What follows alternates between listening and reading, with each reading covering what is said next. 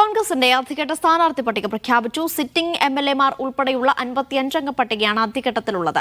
ഇടുക്കി, കാസർഗോഡ്, പത്തനംതിട്ട ജില്ലകളിൽ ആദ്യഘട്ടത്തിൽ ഒരു സ്ഥാനാർത്ഥിയെ പോലും പ്രഖ്യാപിച്ചിട്ടില്ല. പാലക്കാട് സിനിമാ താരം രമേശ് പിഷാരടിയാണ് സ്ഥാനാർത്ഥി.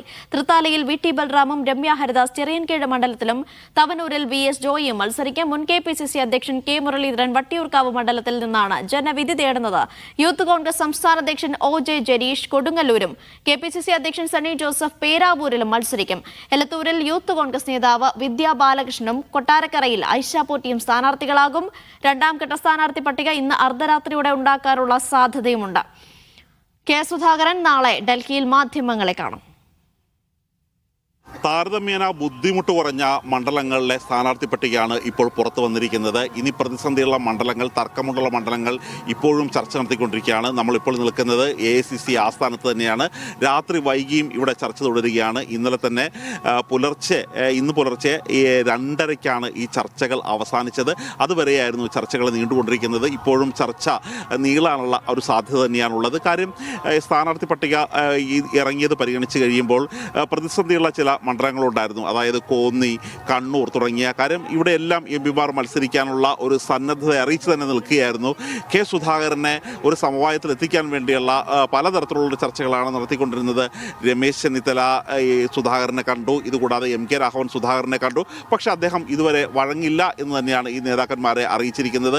ഇപ്പോൾ പുറത്തു വന്നിരിക്കുന്ന പട്ടികയിൽ ഭൂരിഭാഗവും സിറ്റിംഗ് MLA-മാർ, സംവരണ മണ്ഡലങ്ങളിലെ സീറ്റുകൾ, സ്ഥാനാർത്ഥികൾ തുടങ്ങിയവയാണ് കൂടുതലുമുള്ളത്. മാത്രമല്ല, നേരത്തെ വട്ടിയൂർക്കാവ്, TN പ്രതാപൻ്റെ മണലൂർ തുടങ്ങിയ സ്ഥലങ്ങളിൽ ഒറ്റപ്പേരിലെത്താൻ കഴിഞ്ഞിരുന്നു. ആ പേരുകളാണ് ഇപ്പോൾ പട്ടികയിൽ ഉൾപ്പെടുത്തിയിരിക്കുന്നത്.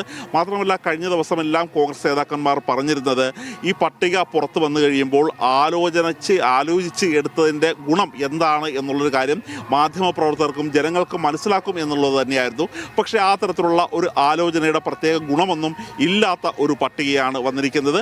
മാത്രമല്ല, 3 ജില്ലകൾ, കാസർഗോഡും പത്തനംതിട്ട, ഇടുക്കി, ഈ 3 ജില്ലകളിലെ ഒരു മണ്ഡലം പോലും പ്രഖ്യാപിക്കാൻ കഴിഞ്ഞിട്ടില്ല. 9 സ്ത്രീകളാണ് ഈ പട്ടികയിൽ ഉൾപ്പെടുത്തിയിരിക്കുന്നത്. അതായത് ഈ 55 പേരുടെ ഒരു ശതമാനം കണക്കാക്കുകയാണെങ്കിൽ 16% സ്ത്രീകളുണ്ട് എന്നുള്ളത് വളരെ പോസിറ്റീവായിട്ട് തന്നെ നമുക്ക് ഈ പട്ടികയെ കാണാൻ കഴിയും. അപ്പോഴും കോൺഗ്രസിൻ്റെ ഒരു പ്രധാന വെല്ലുവിളി ഈ സുധാകരൻ ഇനി ഇപ്പോൾ എങ്ങനെ അദ്ദേഹത്തിനെ കൈകാര്യം ചെയ്യും എന്നുള്ളത് തന്നെയാണ്. കാര്യം K സുധാകരൻ നാളെ മാധ്യമങ്ങളെ കാണും എന്നുള്ള കാര്യം കൂടി അറിയിച്ചിട്ടുണ്ട്. ചില സീറ്റുകളിൽ ഇനിയും സമവായത്തിൽ എത്താത്ത സീറ്റുകളുണ്ട്. ഉദാഹരണത്തിന് ഇപ്പോൾ പുനലൂരും ചടയമംഗലവും തമ്മിൽ വെച്ച് മാറുകയാണ് എന്നുള്ള സൂചനകൾ ഇതുവരെ പുറത്തു വന്നിട്ടുണ്ട്. അവിടെയൊന്നും സ്ഥാനാർത്ഥികളെ പ്രഖ്യാപിക്കാൻ കഴിഞ്ഞിട്ടില്ല.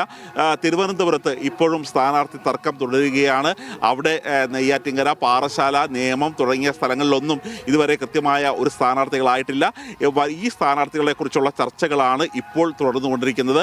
ഇന്ന് അർദ്ധരാത്രിയോടുകൂടി രണ്ടാം ഘട്ട പട്ടിക വരികയും പിന്നീട് അവശേഷിക്കുന്ന സ്ഥാനാർത്ഥികളുടെ എണ്ണം കുറഞ്ഞ് 6-7 മാത്രമായി അവശേഷിക്കും.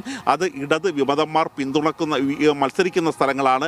അവിടെ ആ വിമതന്മാർക്ക് പിന്തുണ കൊടുത്തുകൊണ്ട് ഇതുവരെ UDF-ന് കടന്നു കയറാൻ കഴിയാത്ത ഇടതു കോട്ടകളിൽ വിള്ളലുണ്ടാക്കുകയും അവിടെ വിജയം നേടുകയുമാണ് ലക്ഷ്യം.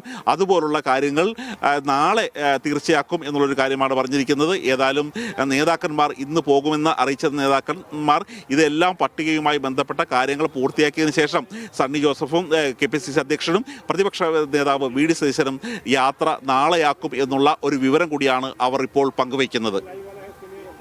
ഏതായാലും ഇന്ന് അർദ്ധരാത്രിയോടെ രണ്ടാം ഘട്ട പട്ടിക വരാനുള്ളൊരു സാധ്യതയുണ്ട്. അതേസമയം K സുധാകരൻ നാളെ മാധ്യമങ്ങളെ കാണും.